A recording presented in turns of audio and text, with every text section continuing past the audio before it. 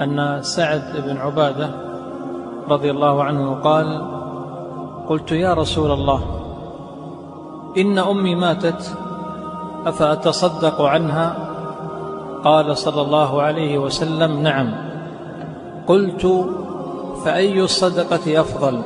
قال: سقي الماء. هذا الحديث رواه النسائي بإسناد صحيح. هذا الحديث أيها الأكارم فيه دلالة على فضل سقاية الماء ونشر هذا العمل بين الناس. الماء مهم لكل البشر بل للحيوانات.